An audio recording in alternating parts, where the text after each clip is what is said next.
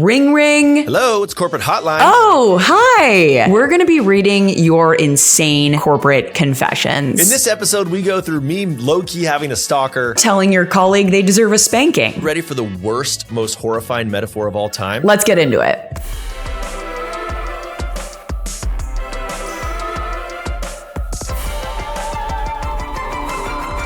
Demoted. Welcome to Demoted. Of course, remoted edition once again. Good to see everyone here, so to speak. I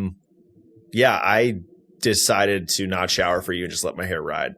Thank you so much. It looks great. I actually commented as we were setting up the cameras that your hair looks lovely. No, I appreciated that because I actually made the choice. I was like, I kind of like it. So I'm It looks good. Sometimes I come out of the shower looking like Mufasa and I'm like, wait, I'm kind of hot in like a wild way.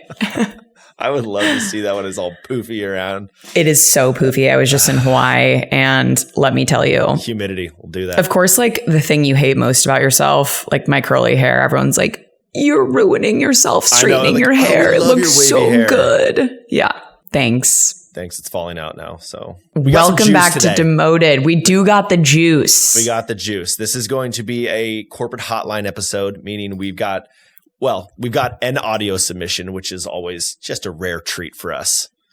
You know, we've got a few other follow-ups actually from some previous submissions. And then we've got some net news as well. We'll probably hit the follow-ups at the very end, though. Can we dive into this audio submission? I'm so excited. Yes, I've got it queued up right here. Hi, Ross and Natalie. I have a corporate confessional about the worst metaphor of my career. So at a previous company, I worked as a product marketing manager focused on software launches. One day, my CEO decided that I, someone with zero background in advertising copywriting, should be responsible for writing ad copy. Makes sense. I flagged that this wasn't my area of expertise, but since he was too cheap to hire an actual copywriter, he insisted that I give it a shot. I did my best, and when he called me into his office to review, I was so surprised to find out that he had completely rewritten everything himself. Then came the kicker. He told me he wanted to use a metaphor to explain why, but it wasn't work appropriate. I should have just let it slide, but of course, curiosity got the best of me, so I asked. He made me promise not to tell HR, and then hit me with this gem. Writing copy is a lot like giving a hand job. You could have someone else do it for you, but it's always better when you do it yourself. Yeah. I looked him dead in the eye and said, sounds like you've been getting hand jobs from the wrong people, and a week later, I handed in my notice.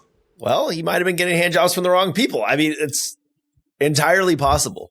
First of all, I just want to say, whoever submitted this, it says to the max, you are a lovely speaker. I was getting lost in the soliloquy that is your voice. Yeah, I could see. So just starting off with a thank you, that's going to be hard to top for future audio submissions. It sounded like she was reading from something, which made me jealous that she could read from something without. Yeah, could read. She knows how to read and not make mistakes. Second stop. I've yet to associate with someone who knows how to read, so that's exciting. Let's talk about the metaphor. Let's talk about what was submitted. I think there's a general golden rule, which is if you have to preface something with "please don't tell HR," maybe just stop right there. Yeah, although she was curious. She pressed. I mean, okay, I would of course press. You can't just dangle that carrot. I mean, my ability to censor myself is like tissue paper. I mean, all she has to do is say, tell me, and I'm done. It's like a hand job. I understand the sentiment. I don't know if let me just go out and say I've never declared that I've given myself a hand job. No. I've never given myself You heard it one. here first. Ross has never given himself a hand job. Well, I've never said that I've given myself a hand job because who says that? That's my point. My point isn't that I haven't actually given myself a hand job. It's that I've never said that I've given myself a hand job because I wouldn't say it like that. Yeah. What would I say? Now, what do you think I would say? Well, I think you would say to all your sales buddies, hey guys, I'm going to head into this gender neutral bathroom, be out in 30 seconds. Yeah. I got to go jay off in there. That's what I would say. I'm going to go give someone a hand job. Spoiler, it's me.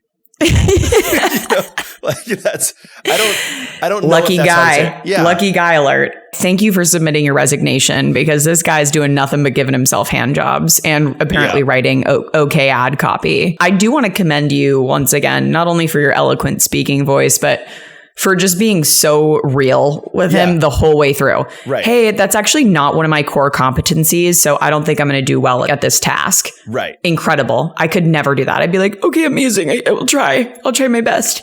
I mean, I don't know. Maybe I'm crazy, but I'm also reading into her deep-seated confidence that her hand jobs are better. Oh, please. I mean, she said it. You're probably getting them from the wrong person. I'm sorry. Is that a declaration? Last week, we talked about thinking of a comeback like way too long after the incident. She thought of it immediately. Yeah, what a beautiful poetic comeback. And then walks out the door, hands in your resignation. Wow. Easy. To the max. Thank you. I can sense your Chicago accent. I love Chicago. Or you're somewhere in the Midwest. Somewhere out there. And I hope we can cross paths one day. I was out here being like, is that like a little Canada? Or is that just like a Midwest? I don't think. I think it was definitely a Midwest Chicago. That's what it was. You're right. That's exactly what it was. What a hot start to this episode. Yeah. It's only up from here. It's only up from here. And I'm going to attempt to read the next one. This is submitted by someone who's literally just a corp girl. I love when people get creative with their names. Like, you're literally just a corp girl. Yeah. And I get it. Okay, here. I, 25F, that means female, everyone, was talking to one of my coworkers, 45M, that's a dude, about random stuff before a meeting began. I don't even remember what we were talking about, but whatever I said surprised him so much that his response was, "Girl, I'd have bend you over my lap and spank you." Surely nothing could have warranted that type of response, Cryface. One more time. Girl. No. Leave it right there. Okay. I cannot believe the audacity that some people have to say these things. Or it was more like, "Girl, I ought to bend you over my lap and spank you." Girl, you've been one sassy hell of a 25-year-old. Anyway, so yeah, I had a second drink at happy hour. "Girl, I ought to bend you over my lap and spank you. I swear to God." You've been a naughty, naughty girl. Spanking in the office, promoted or demoted? The only office where it is promoted is the demoted office, where Talon proceeds to paddle us for making mistakes, i.e. you forgetting your microphone again today. That's true. I did forget my microphone again. Talon does have full authority to spank me. It's in the producer Ross agreement. and I also, in the locker room, will give each other a little towel, little rolled up towel. Just gets you from all angles. The second you stand up from the beanbag, all of a sudden you're vulnerable. There's coffee, there's Adderall, there's a little whipping in the locker room. So in this workplace, we know a thing or two about a spank. In most workplaces, however, I don't think that is okay. It's not okay.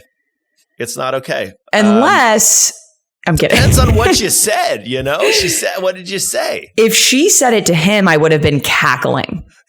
Because we love a double boy, standard. I gotta bend you over my lap and spank you. Yeah. Why is that okay? Why is that to me okay? Me laughing and slowly pulling my pants down like, dang. Bending over. Okay. All right, let's make it quick. Lot of spanking, lot of hand jobs. Really hot start to this episode. I don't think we'll be able to post this on YouTube, but hopefully this gets through. Quickly.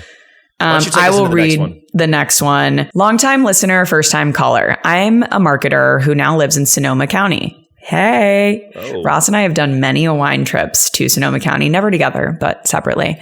Anyway, I used to live in the neighborhood adjacent to Corp and SF. After seeing him at the gym and at a golf tournament, I knew I had to get the F out. Ross, promise I wasn't creeping. I was just starstruck. Lol. Can we take one pause? So this person lived kitty corner to you and has been watching you take Dex out to let him go to the bathroom. And it's not creepy. It's not creepy at all.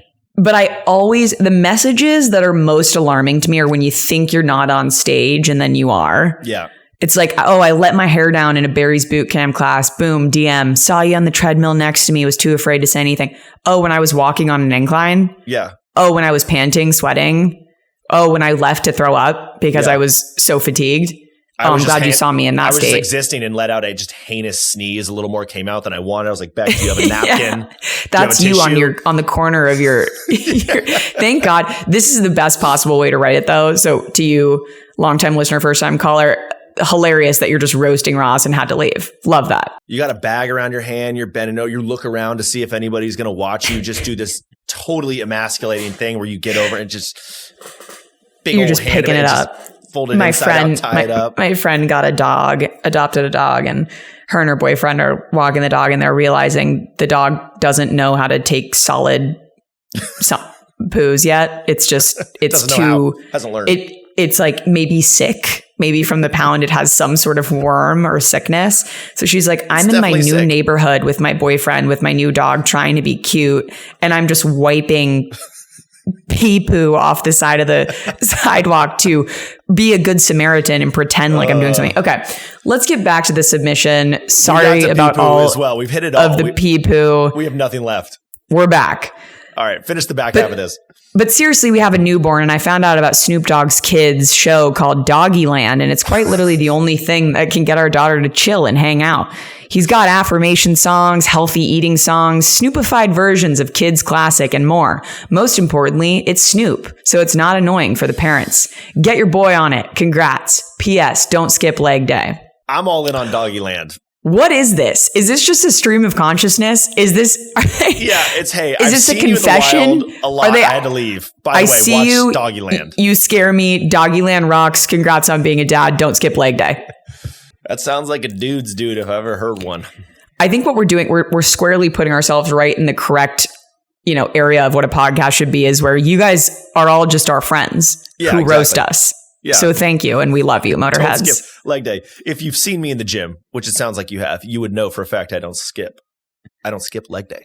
I think maybe they saw your scrawny little legs bending over to pick up after Dex, and they were like, "Wow, he's not ripped down there." Wow, yeah, he wears that cutoff at the gym, but that's why he wears joggers too. Okay, now this next one is submitted by Corporate Traveling Dropout. Here we go. Hey, Natalie and Ross, obligatory, love the pod. Guys, I just want to let you know it's not obligatory. But if you don't say that, we won't read it. We won't read it if you don't say it, or we'll add it. But it's not obligatory. All right, one of my favorite parts is hearing y'all read these because I also struggle to read and it makes me feel seen.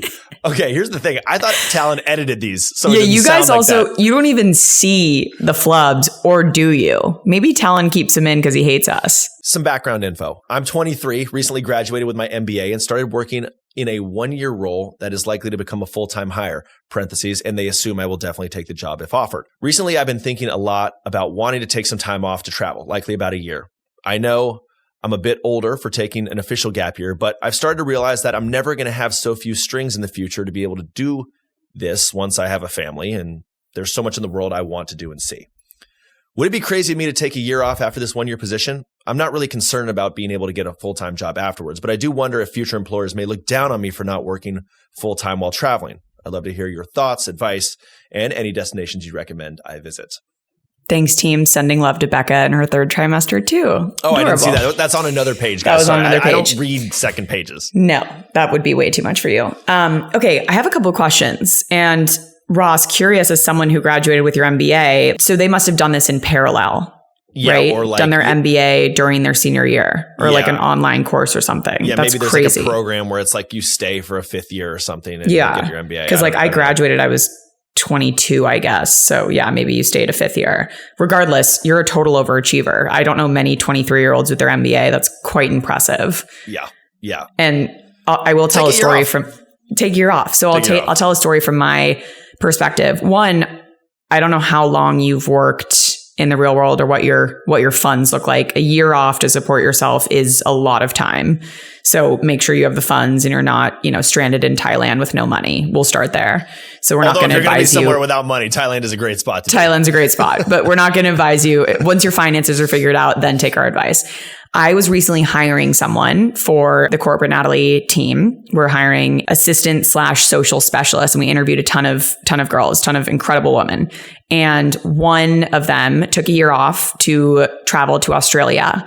And I initially looked at it. We were reading the resumes, Annie and I was like, is this a bad sign? Like, how do we feel about this? They nannied and did some freelance writing, and we were just kind of talking through it. And we came to the conclusion that we were like, no, that's awesome. That's so cool that they took a year off to figure out what they wanted to do in life, come back with a renewed sense of purpose and passion, you know, willing to take the risk and see things. I feel like you look at it at the resume, maybe you yourself are like, oh, is this a bad thing? But from my perspective, I thought it was great. Yeah, I don't know. I mean, I don't think there's anybody you want to work for that wouldn't think it's great. No. And I'll also say getting a job that's non-corporate job, I think those look great on your resume. Oh, you worked retail. Oh, you worked as a restaurant server. Yep, as like a bartender, something you like have that. Grit. You can do multiple things. You're not above any job. I think that's Take good. the year. Take the year. Nobody's going to care. Like, you know, you say you're a bit older for traveling. No, you're not.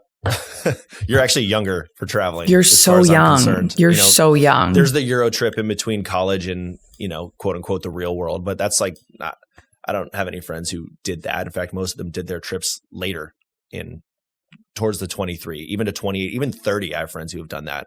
So I don't think there's a limit, really. You know, it's all part of the story. It's all part of the experience. I wouldn't be concerned at all. And I would also go to Portugal. Okay, love. You're the youngest you'll ever be. So do it now. Yeah. Ross and I as two old hags who it'd be a lot harder to take a year off. Yeah. Time's running out. So yeah, you're fine. I'm not worried about that at all for you. Go do what you want to do as long as you can afford to do so and enjoy and have an awesome time. And please let us know where you go. At my last job, we were all told well in advance of our end of year evals that raises would be very limited and a fraction of what we had received in the past due to the company's performance. Red flag, I know. At the very least, I wanted to make sure I was one of the front runners for this raise. I was consistently high performer. I ran data workshops to develop my colleagues' storytelling abilities to upsell clients. And I created a customer success global council for the company, which focused on how we can become more efficient as an org. I was creating responsibilities and work that was outside the expected day to day. I figured all this work would make a strong argument for my eval. Once the day arrived, I was told that no one from my team or any other AM team would be receiving a raise. At this point, with inflation, I was making less than I was last year. Respectfully, I told my manager that I will no longer be doing any work outside of my day-to-day and will stick with my core responsibilities. This meant me removing myself from the CS Council, and I put an end to data workshops. My manager told me this decision would be seen, quote, negatively by the higher-ups, to which I replied, I'm okay with that, as it seems they don't value the work I'm doing. Oh, shit. Slay. 3 days after this conversation, I found out that my manager lied to me, and there were other AMs that did receive a bonus. When I asked my manager about this, he said, quote, I wasn't aware of that.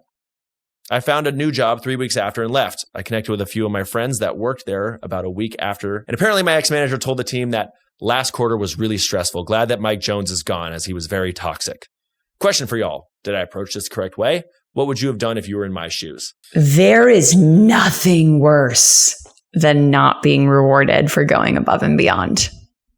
Yeah. Or being told that it basically doesn't matter. Or being lied to flat out about who's getting raises. That, like, I could stomach no one getting anything because it's like, yeah, companies, we're fucked right now. No one's getting anything. Fine, I understand. But to find other people who weren't going above and beyond getting it.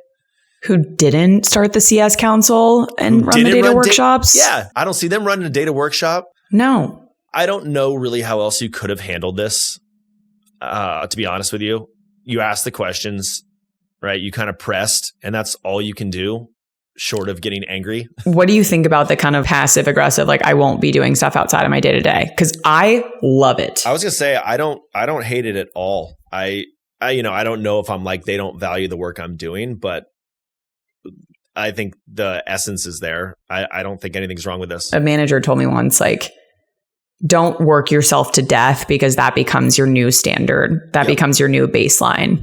And it's like, if you're constantly overperforming and exceeding expectations, then that's just what's expected of you. Right. When your peers who aren't doing it are probably getting rewarded and compensated the exact same for meeting expectations. Yeah. And it's just like a huge bummer. You're not incentivized at these huge corporations to try really hard. Deloitte, I had a manager tell me, like, stop trying so hard. You're not going to get promoted before the 2-year mark. It doesn't happen here. You need to get that experience. Stop trying. And I was like, never tell a woman to stop trying hard. You stupid.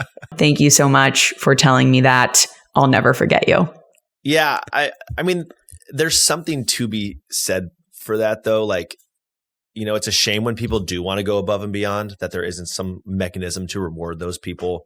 And I also understand being told candidly, like, yo, this isn't going to help you at all. So like your energy's best spent elsewhere doing other things. I can also understand that too. Era of the side hustle, baby. You seem so smart. Apply that elsewhere. Start your own company. Yeah, exactly. Yeah. If you spent half the time investing in your own company as you do this company that doesn't appear to be compensating you, you're going to change lives. Yeah. And I mean, it takes a really long time to build a personal brand, an internal personal brand. And so for something like this, like obviously we don't have every detail across the board, but for whatever reason, your manager doesn't like you.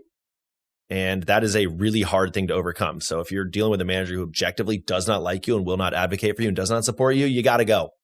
However, I'm welling with rage. You're welling with rage. I really am. Quaking. I'm quaking. So speaking of raises, let's talk about how to not ask for a raise. Send a no reply email to your manager, letting them know that the subscription fee for your services will be going up. Walk into your manager's office, sit on their keyboard like a cat, and refuse to move until they pay you more. Write your target salary on a piece of paper and slowly slide it across your manager's desk. Then blurt it out immediately before they read it. 300,000. Sorry. Communicate immediately. I love that. Tell your manager to flip a coin. Heads, you get a raise. Tails, you also get a raise. Have your manager choose a number between 20 and 50. That will be your percentage raise. They can't complain because it was literally their idea.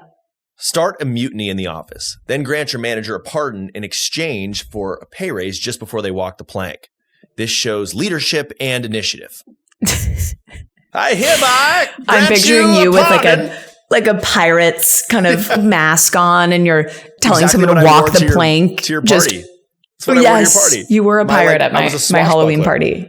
On Bring Your Child to Work Day, have your 8-year-old daughter come and throw a tantrum because you can't afford Christmas gifts for her. Search and replace all dollar signs in your contract and replace them with British pound signs. Demand they pay you the deficit in your next pay before you get the prime minister involved. These are what we would suggest maybe not doing if you want to raise. I would suggest changing jobs if you could do so. Well, should we transition to a little promo demo? Promoted, demoted, Earth Day. I guess today on release day will be Earth Day. Oh, today's Earth Day of the day of this being released. I love Earth Day because I actually love Earth. It's one of my favorite planets by far. I'm going to promote it. I would say promoted. All right. Promoted, demoted, hiding in the bathroom. Promoted, for sure. Yeah. Where else are you going to hide? I recently went into the bathroom of the Demoted studio and I saw a girl crying and another girl comforting her. Oh, that's First of all, where our Demoted studio is, you would think it's a ghost town. Like, I didn't realize there were other workers in the building. Yep. And so seeing that, I was like, oh my God, I feel like I'm at my local bar at midnight when everyone starts crying. But no, it's just 10 a.m. on a Thursday. Promoted, demoted, wearing shoes in your house. We got a noise complaint, so I have to demote. You got a noise complaint already? Oh no. Well, it wasn't a noise complaint. We live in a building now, and I'm not used to having people living below me. So yeah. Promoted or demoted, wearing a tuxedo to the office. If it's Raj, I'll promote it. If it's anybody else, I'm going to demote it. It's overdressing. But I do love a tux. Wearing a tuxedo is quite often overdressing. I do love a good tux, though. Do you love a good tux? I do. I have 2 tuxes, and I like an excuse Tux to in wear the them. office is giving funeral. Yeah, It's wrong. To It's the all office, wrong. No, to the office, I'm going to demote. But otherwise, I'll promote it. Out in the wild, when it makes sense, the opportunity to wear a tux, I'm going to promote. Promoted, demoted, jungle trekking. Have you jungle trekked recently? Ross, do you ever watch my content? I don't watch anyone's content. I don't consume social media. I went on a hike in Kauai that was my entire personality for a week. Okay. I was hiking. I've never been on a hike. I was trekking on all fours. Okay. It was insane. It was very much a jungle. It was gorgeous. Jurassic Park was filmed on Kauai. Yes. Indeed, it was. The whole thing was crazy. Were you at the one? I was at the one. Nice. Have you ever been caving? No, I don't do through a anything cave? adventurous. I literally just said at a party, I was like, that was my first hike. And all these like SF granola people were like, your first hike? What the freak? Yeah, I went on a crazy caving hike in Belize, went a mile underground through like tunnels and caverns, and we had to wear headlamps. And you know what the little prize at the very end, that before hiking back out, was? We got to see the skeleton of a little girl who was sacrificed. Oh my God. And she had a nice crack in her skull. Yeah, it was awesome and scary. Ross, that's terrifying. Yeah, it was terrifying. But it was God. It was wild. Demoting that. Climbing rocks. There were like rivers underneath, like in the ground, and then we were like wading through rivers. It was wild. It was actually scary because I was like, if one thing collapses in here, we're all trapped. And I got way in my head. I got super in my head. Promoted or demoted, giving someone the wrong advice for fun. Have you done this? No, but I've been the recipient and I almost died. And here's a quick story for you. I don't know how some reason I was talking about this weekend. Right out of school, I loved weed. I still love weed, but I loved it then too. I needed to get clean for a drug test. And one of the things I looked up and a buddy had told me was this thing called niacin. And if you've ever taken pre-workout before, when you get that little tingly feeling, those little kind of like prickles it feels like your blood's pumping. That's niacin. It's basically a flushing, I don't know if you call it chemical or whatever, but it's not bad for you unless taken in huge amounts. So my buddy's like, you can take niacin and it'll help you get clean in like 24 hours. And I was like, okay, cool. I'm down. I've taken that's in pre-workout. How much do I need to take? And I can't remember the number he said, but when I went back and looked it up later, it was like 6x or 7x the amount you're supposed to take to be safe. No. And I, no joke, was in a shower because my whole body was flushed. I turned completely red. I was so itchy like a crackhead. For 3 hours, I could not leave the shower because I needed cold water on my body. I was like melting down, trying not to cry. I was tortured. By the way, I passed that drug test and he goes, dude, I was fucking with you. Like, why would you take that much? I'm like, bro, why were you joking about something so serious? I was scared. Don't joke about taking things. I was scared. I wasn't going to get this job. I would have done anything to be clear. I was like, my first job, my whole future's at stake. And it was just some shitty friggin' sales job in the East Bay selling apartments. Why would you give someone flawed advice on like medical things? Like that. So that is I'm going to demote giving bad advice for fun because someone might misinterpret it and not understand. And granted, this was through text, so there was no way for me to interpret it any other way than true. And so don't do it. It's just not worth it. I'm absolutely demoting that as well. That's insane. That's my wild story. And again, I did beat that drug test and the rest is history. But I'm so glad you lived to see the end of it too. Me too. That shower was 3 hours of cold shower. 3 hours. Oh my God, you poor thing. I know. I feel horrible. All right, let's transition to some follow-ups here. Dear Demoted this time is going to be a follow-up from a previous Dear Demoted, right? Yes. And I'll give a little recap of what that old post was. This was the old post that we received. Last March, my husband took a job as a contractor at a large tech company. He's been doing a really good job. His manager wanted him to hire him for a full-time position, meaning he wouldn't be a contractor anymore. Many of his coworkers were encouraging him to take the full-time role when it happened and to do an internal transfer to somewhere back home. So basically he was being pulled away. She was saying, is it unethical to take the promotion and then do an internal transfer? Will it make the manager look bad? Is it okay to be selfish in the situation? How would you navigate this? And we were kind of saying like, totally not a question of ethics, right? You do what you have to do. More so we would say it's probably hard to do an internal transfer. You can't guarantee these things. Here's the update. I woke up this morning to a text from my friend in all caps asking if I had listened to Demoted yet. I hadn't and was getting stressed, but then she asked me if I had written in and told me that she thought they read my Dear Demoted. I listened right away, and sure enough, it was. I told my husband to listen, and later that day, he told me that it gave him the push he needed to start applying to jobs closer to home. I've been telling him to apply to jobs back here for the last 4 months, but hey, sometimes you need to hear from someone different. Anyway, just wanted to say thank you, and I love the pod. P.S. Said manager got fired about a month ago. Don't know why.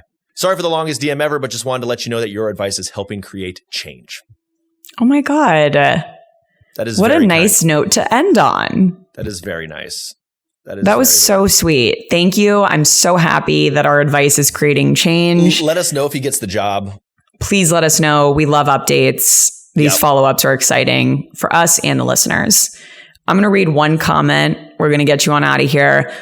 My wife often comes to my bed in my old LinkedIn t-shirt that I got when I was onboarding. Instant turn off. Awesome. That's a Spotify comment, people. That's not a review, just to be clear. That's just a Spotify comment that we felt the need to share.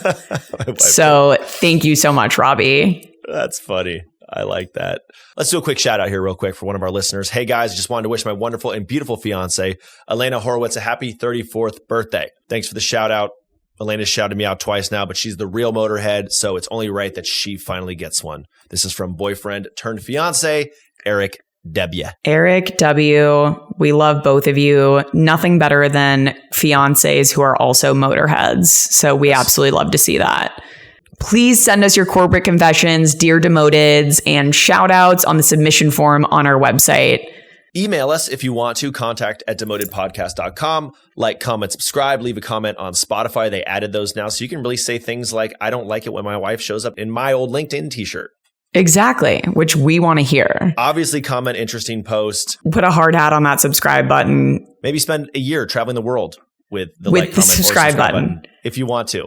Exactly, just you two. Job with that subscribe button. So, and as always, we will see all of you next time on Remoted.